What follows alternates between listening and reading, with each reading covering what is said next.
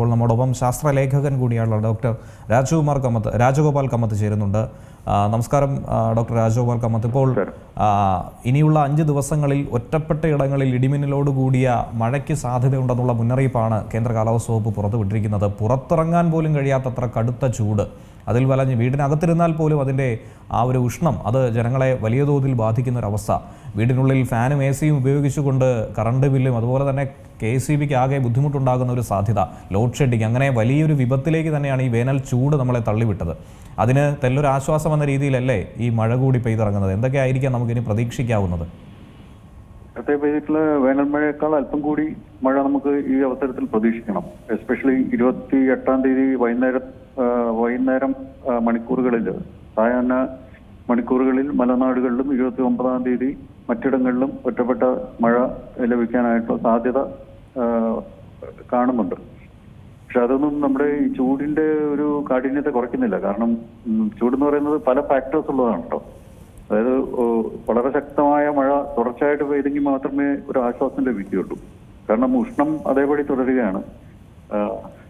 പ്രത്യേകിച്ച് തീരദേശ പ്രദേശങ്ങളിൽ ഉഷ്ണം വളരെയധികം ഉണ്ട്. പിന്നെ മഴ പെയ്ത് മാറുന്ന സമയങ്ങളിൽ ഈ സൂര്യതപം ഉണ്ടാകാനായിട്ടുള്ള സാധ്യത കൂടുതലാണ്. എസ്പെഷ്യലി ഈ ഇടനാട്ടിലും മറ്റൊക്കെ സൂര്യാതപം ഉണ്ടാകാനായിട്ടുള്ള സാധ്യത കൂടുതലാണ്. കാരണം അന്തരീക്ഷം വളരെ ക്ലിയർ ആയിരിക്കുകയും ആ സമയത്ത് സൂര്യന്റെ രശ്മികൾ നേരിട്ട് പതിക്കുകയും ചെയ്യുന്ന ഒരവസ്ഥയാണ്. പിന്നെ അത് മാത്രമല്ല ജലഭാഗങ്ങളുടെ അടുത്തൊക്കെ തീവ്രമായിട്ടുള്ള സൂര്യാതപം ഉണ്ടാകാനായിട്ടുള്ള സാധ്യതയുണ്ട്. അപ്പൊ അതുകൊണ്ട് നമുക്ക് അടുത്ത 2-3 ആഴ്ച എന്തായാലും സൂക്ഷിക്കേണ്ടതുണ്ട്. ചെല്ലൊരാശ്വാസം രാത്രിയിലത്തെ ഇതിൽ ചിലപ്പോൾ ലഭിക്കാനായിട്ട് ഇന്ന് അന്തരീക്ഷത്തിൽ മാറ്റമുണ്ട്. മൂടിക്കെട്ടിയ അന്തരീക്ഷം പലയിടങ്ങളിലും ഉണ്ട്. അപ്പോൾ അത് അടുത്ത ദിവസങ്ങളിലെ ഒരു കാലാവസ്ഥയുടെ അന്തരീക്ഷ സ്ഥിതിയുടെ മാറ്റത്തിനെയാണ് സൂചിപ്പിക്കുന്നതെന്ന് തോന്നുന്നു. അപ്പോൾ വേനൽ മഴ വലിയൊരു ആശ്വാസം നൽകില്ല. പക്ഷെ എന്തെങ്കിലും രാത്രികാല താപനിലയിൽ ഒരു കുറവുണ്ടാകാനായിട്ടുള്ള സാധ്യതയുണ്ട്. പക്ഷേ പകൽ സമയത്ത് താപനില ഏറ്റവും മാക്സിമം ഒരു 1 ഡിഗ്രി വല്ലതും കുറഞ്ഞെങ്കിലായി. അത്രയും മാത്രമേ നമുക്ക് പിന്നെ അടുത്ത ദിവസങ്ങളിൽ ഈ ഒരു 28, 29, 30 ആ ദിവസങ്ങൾ കഴിഞ്ഞാൽ വീണ്ടും അതിതീവ്രമായ ചൂടാണ് കുറച്ച് ദിവസത്തേക്ക്. പിന്നീട് ഒറ്റപ്പെട്ട ഇടങ്ങളിൽ മഴ പെയ്യുക, അങ്ങനെ ഒരു തുടർച്ചയായിട്ടുള്ള മഴ നമുക്ക് പ്രതീക്ഷിക്കേണ്ട ആവശ്യമില്ല. അതുപോലെ നമ്മുടെ മഴയുടെ ഡെഫിസിറ്റ് കവർ ചെയ്ത് പോകുന്നു നമുക്ക് പ്രതീക്ഷിക്കേണ്ട ആവശ്യമില്ല. ഇപ്പോൾ ഈ പറഞ്ഞതുപോലെ തന്നെ നമുക്ക് ഈ ചെറിയ തോതിൽ മഴ പെയ്യുന്നു, ഒരു ചെറിയൊരു ഇടവേളയ്ക്ക് വേണ്ടി മാത്രം മഴ പെയ്യുന്നുവെങ്കിൽ അത് ചൂടിനും ഒരു ശമനം ഉണ്ടാക്കില്ല. അതുമൂലം ഈ പറയുന്ന വരൾച്ചയ്ക്കും, കൊടിയ വരൾച്ച പല മേഖലകളിലും ഇതിനോടകം തന്നെ ബാധിച്ചു കഴിഞ്ഞു, അതിനും ഒരു സാധ്യത ഉണ്ടാകില്ല അല്ലേ? ഇല്ല, തൽക്കാലം നമ്മൾ അങ്ങനെ പ്രതീക്ഷിക്കേണ്ടതില്ല. ഇതൊരു വളരെ ശക്തമായ മഴയൊന്നും നമുക്ക് പ്രതീക്ഷിക്കേണ്ട. ഒറ്റപ്പെട്ട ഇടങ്ങളിൽ ഒരു കുറച്ചു നേരത്തേക്ക് മഴ പെയ്ത് മാറുമെന്നുള്ളതല്ലാതെ അതിശക്തമായ മഴ നമുക്ക് ഈ സമയത്ത് പ്രതീക്ഷിക്കേണ്ടതില്ല. എസ്പെഷ്യലി വേനൽ സമയത്ത് അങ്ങനെ ഒരു മഴ നമുക്ക് പ്രതീക്ഷിക്കേണ്ടതില്ല. ഇതിലും തെല്ലൊരു ആശ്വാസം കിട്ടും. പക്ഷെ പകൽ സമയത്ത് ചൂട് അതേപോലെ തന്നെ തുടരും. അലർട്ടുകൾ അതേപോലെ തന്നെ തുടരണം. ഇപ്പൊ മൂടിക്കെട്ടിയ അന്തരീക്ഷമാണെങ്കിലും ഹ്യൂമിഡിറ്റി അതേപോലെ നിൽക്കുന്നുണ്ടല്ലോ. അപ്പം അതിന്റെ ആഘാതം എന്തായാലും ഉണ്ട്. ഇന്ന് മൂടിക്കെട്ടിയ അന്തരീക്ഷമാണെങ്കിലും നല്ല ഉഷ്ണമാണ് നഗരപ്രദേശങ്ങളിലും അനുഭവപ്പെടുന്നത്. ഇവിടെ പിന്നെ ഓഫീസുകളും വ്യാപാര സ്ഥാപനങ്ങളും പ്രവർത്തിക്കാത്തത് കൊണ്ടും കൂടുതലൊന്നും പ്രവർത്തിക്കുന്നില്ല. അതുപോലെ വാഹനങ്ങൾ കുറവാണ്. അങ്ങനെ അല്പം ആ ഒരു ബുദ്ധിമുട്ടിൽ അല്പം ശമനം ഉണ്ടായിട്ടുണ്ട് നഗരങ്ങളിൽ. പക്ഷേ മറ്റിടങ്ങളിൽ അതേപടി തന്നെ തുടരുകയാണ്. വേനൽക്കാലം കഴിയുന്നത് വരെ നമുക്ക് കാത്തിരിക്കേണ്ടി വരും. അറ്റ്ലീസ്റ്റ് ഒരു മെയ് 15 വരെയെങ്കിലും ഈ രീതിയിലുള്ള ഒരു അവസ്ഥ നമ്മൾ പ്രതീക്ഷിക്കേണ്ടതായിട്ടുണ്ട്. കാലാവസ്ഥാ വകുപ്പ് പുറത്തുവിട്ട മുന്നറിയിപ്പ് അനുസരിച്ച് ഇത്തവണത്തെ വേനൽ മഴ പ്രതീക്ഷിക്കുന്നതിലും 90% മാത്രമേ, 90%എങ്കിലും കിട്ടിയാൽ ഭാഗ്യം എന്നുള്ള രീതിയിലൊക്കെയുള്ള സൂചനകൾ കഴിഞ്ഞ ദിവസം പുറത്തു വന്നിരുന്നു. അപ്പോൾ വേനൽ മഴ കുറയുന്നൊരു സാഹചര്യത്തിൽ കാലവർഷം എത്തരത്തിലായിരിക്കും അത് പ്രതിഫലിക്കുന്നത്? ഇത് ഏതെങ്കിലും തരത്തിൽ ബന്ധപ്പെട്ട് കിടക്കുന്നതാണോ? 2 ഫാക്ടേഴ്സ് ഉണ്ട് അതിനകത്ത്. കാരണം ഇപ്പോൾ ആഗോള വ്യാപകമായിട്ടുള്ള കാലാവസ്ഥാ പ്രതിഭാസങ്ങൾ കേരളത്തിന്റെ മൺസൂണിനെ ബാധിക്കുന്നുണ്ട്. കേരളത്തിലാണ് ആദ്യം ഈ ഭാഗത്ത് മൺസൂൺ എത്തുന്നത്.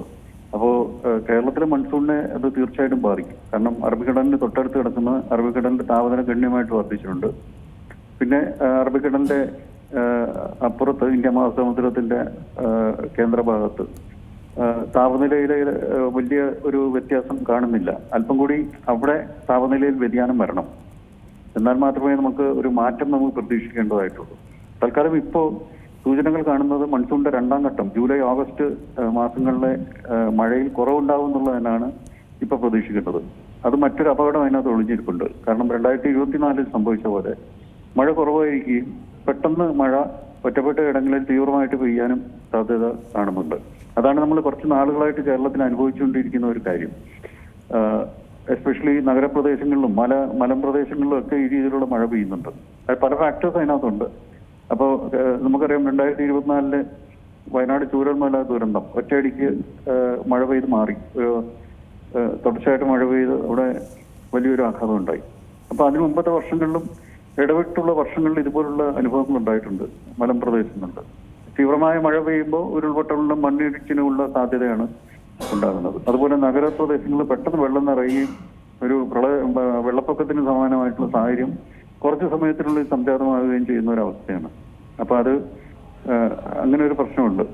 ഈ കാലഘട്ടത്തിലെ ഒരു പ്രധാന പ്രശ്നം നമുക്ക് കാറ്റില്ല. കഴിഞ്ഞ വർഷം നോക്കിക്കഴിഞ്ഞാൽ നല്ല കാറ്റുണ്ടായിരുന്നു നമുക്ക്. അതുകൊണ്ട് മഴ സ്പ്രെഡായിട്ടാണ് പെയ്തത്. നഗരപ്രദേശങ്ങളിലും ഇടനാട്ടിലും മലമ്പ്രദേശങ്ങളിലും ഒക്കെ സ്പ്രെഡായിട്ടാണ് ഈ മഴ പെയ്തത്.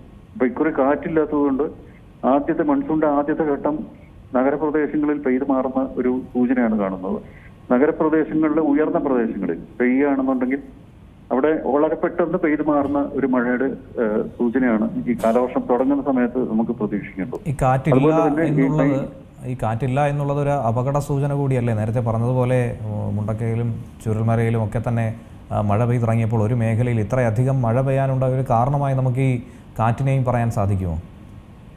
അത് പല ഘടകങ്ങൾ അതിനകത്തുണ്ട്. അതായത് നഗരപ്രദേശങ്ങളിൽ നിന്നുള്ള ധൂളീശകലങ്ങൾ, പിന്നെ അത് മാത്രമല്ല നിർമ്മാണ പ്രവർത്തനങ്ങളിൽ നിന്നും ഈ പാറ പൊട്ടിക്കുന്നതിൽ നിന്നൊക്കെയുള്ള ധൂളീശകലങ്ങൾ മേഘങ്ങളുടെ വർധനവിന് കാരണമാകുന്നത്. അപ്പൊ അങ്ങനെ മലമ്പ്രദേശങ്ങളിലൂടെ കാറ്റ് ഉയർന്നു പോകുമ്പോൾ, നീരാവി ഉയർന്നു പോകുമ്പോൾ ഈ ധൂളീശകലങ്ങളൊക്കെ ചേർന്ന് പെട്ടെന്ന് തന്നെ മേഘങ്ങൾ കണ്ടൻസ് ചെയ്ത് ഫോം ചെയ്യാനായിട്ടുള്ള സാധ്യത വർദ്ധിക്കുകയാണ്.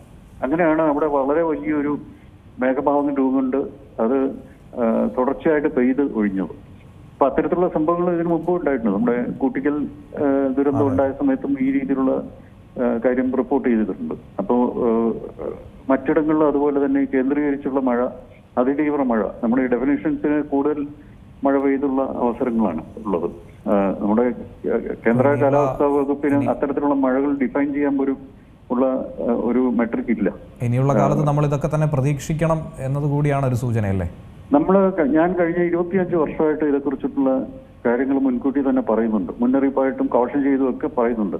ഈ രീതിയിലുള്ള അവസ്ഥാമാറ്റം പ്രതീക്ഷിക്കണം, അതിനുവേണ്ടിയുള്ള പ്രതിരോധ നടപടികൾ സ്വീകരിക്കണം എന്നൊക്കെ നമ്മൾ ബോധവൽക്കരണം നടത്താനായിട്ട് പല ആവർത്തി ശ്രമിച്ചിട്ടുണ്ട്. അതായത് നഗരപ്രദേശങ്ങളിൽ പച്ചപ്പ് വർദ്ധിപ്പിക്കുക, അങ്ങനെയൊക്കെ ആണെന്നുണ്ടെങ്കിൽ നമുക്കൊരു ഇതിനെയൊക്കെ കുറച്ചൊക്കെ തടഞ്ഞു നിർത്താനായിട്ട് സാധിക്കും. ധൂളീശകലങ്ങളെയും ഒക്കെ നമുക്ക് തടഞ്ഞു നിർത്താനായിട്ട് സാധിക്കും. പക്ഷെ നോക്കിക്കോളൂ, കഴിഞ്ഞ 2010 മുതൽ ഇങ്ങോട്ടുള്ള ഈ കേരളത്തിലെ മാറ്റം ശ്രദ്ധിച്ചു കഴിഞ്ഞാൽ വളരെയധികം ഈ അർബൻ ഹീറ്റ് ഐലൻഡ് എഫക്ട് അന്നൊക്കെ ഒരു ചെറിയ രീതിയിൽ മാത്രമേ ഉണ്ടായിരുന്നുള്ളൂ. 2000-ന് ശേഷമുള്ള അവസ്ഥയിൽ, ഒരു ദശകത്തിലെ വളരെ ചെറിയ അവസ്ഥയിൽ മാത്രമേ അർബൻ ഹീറ്റ് ഐലൻഡ് എഫക്ട് ഉണ്ടായിരുന്നുള്ളൂ. ഈ 2010-ന് ശേഷം അർബൻ ഹീറ്റ് ഐലൻഡ് എഫക്ട് കേരളത്തിൽ പലയിടങ്ങളിലും രേഖപ്പെടുത്തുന്നുണ്ട്. ഇപ്പോൾ കാലാവസ്ഥാ വകുപ്പിന്റെ ഈ വെതർ മോണിറ്ററുകളൊക്കെ ചില നിശ്ചിത ഇടങ്ങളിൽ മാത്രമേ ഉള്ളൂ. അതൊരു പൊതുവേ ഉള്ള ഒരു അറിയിപ്പായിട്ട് എനിക്ക് കരുതാൻ പറ്റില്ല. കാരണം നഗരപ്രദേശങ്ങളിലെ ചില ഇടങ്ങളിൽ, കോൺക്രീറ്റും ടാറും നിറഞ്ഞ ഇടങ്ങളിൽ ഇതിൽ രേഖപ്പെടുത്തുന്നതിനേക്കാൾ കൂടുതലായിട്ട് താപനിലയും ഹ്യൂമിഡിറ്റിയും അതുപോലെ തന്നെ ഉഷ്ണവും ഒക്കെ അനുഭവപ്പെടുന്ന അവസ്ഥകളാണ്. അപ്പോൾ ഒരു ജനറലൈസ്ഡ് അറിയിപ്പിന് നമ്മൾ തീർച്ചയായിട്ടും അതിനെ കണക്കിലെടുക്കണം. പക്ഷേ വ്യക്തിപരമായിട്ട് ഇതേക്കുറിച്ച് ധാരാളം സോഴ്സസ് ഉണ്ട്. നമുക്ക് അറിയാനായിട്ടുള്ള ധാരാളം സോഴ്സസ് ഉണ്ട്. ടെമ്പറേച്ചറും വെതറും ഒക്കെ അറിയാനായിട്ടുള്ള ധാരാളം സോഴ്സുകളുണ്ട്. അതൊക്കെ നമ്മൾ ഫോളോ ചെയ്യണം. പിന്നെ മറ്റ് ഏജൻസികൾ, ഗവൺമെന്റ് ഏജൻസികൾ തരുന്ന അലർട്ടുകൾ ശ്രദ്ധിക്കണം.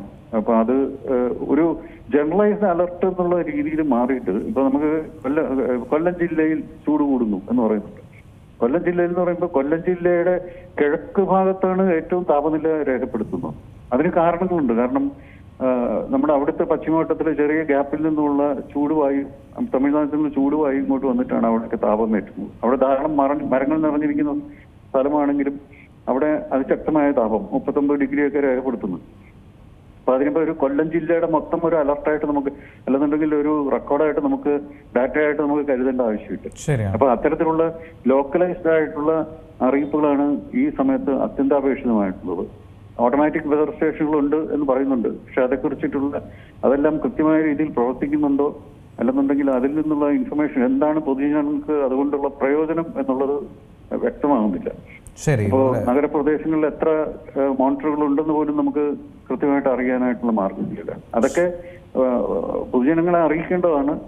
നിശ്ചിത ഇടങ്ങളിൽ ഇത്രയാണ് താപനില എന്നുള്ള കാര്യങ്ങൾ അറിയിക്കേണ്ടതാണ്. അതുപോലെ തന്നെ ഈ ഒരു ദിവസം കഴിഞ്ഞിട്ടാണ് താപനിലയെ കുറിച്ചിട്ടുള്ള അറിയിപ്പുകൾ വരുന്നത്. ഇന്നലെ ഇത്രയായിരുന്നു താപനില, അങ്ങനെയല്ല വേണ്ടത്. അതായത് ഒരു രാവിലെ, ഉച്ചയ്ക്ക്, വൈകുന്നേരം അങ്ങനെയൊക്കെ താപനിലയുടെ അലർട്ടുകൾ വരണം. ഇന്ന് ഉച്ചയ്ക്ക് ഇത്രയാണ് താപനില. അങ്ങനെ ആളുകൾക്ക് മുൻകരുതൽ എടുക്കാൻ. ശരി, വളരെ വ്യക്തമാണ് ഡോക്ടർ രാജഗോപാൽ കമ്മത്ത്. ഇപ്പോൾ എന്തായിരുന്നാലും ആ ഒരു പ്രശ്നങ്ങളൊക്കെ തന്നെ പരിഹരിച്ച് മുന്നോട്ട് പോകണമെന്നുള്ള ഒരു നിർദ്ദേശം കൂടി ഈ ഒരു അവസരത്തിൽ മുന്നോട്ട് വയ്ക്കുകയാണ്. കേരളത്തിൽ കടുത്ത ചൂടാണ്, അക്കാര്യത്തിൽ സംശയമില്ല. അതിനൊരു ആശ്വാസമായി ഇനിയുള്ള ദിവസങ്ങളിൽ സംസ്ഥാനത്ത് ശക്തമായ വേനൽ മഴയ്ക്കുള്ള സാധ്യതയാണ് പങ്കുവയ്ക്കപ്പെട്ടിരിക്കുന്നത്.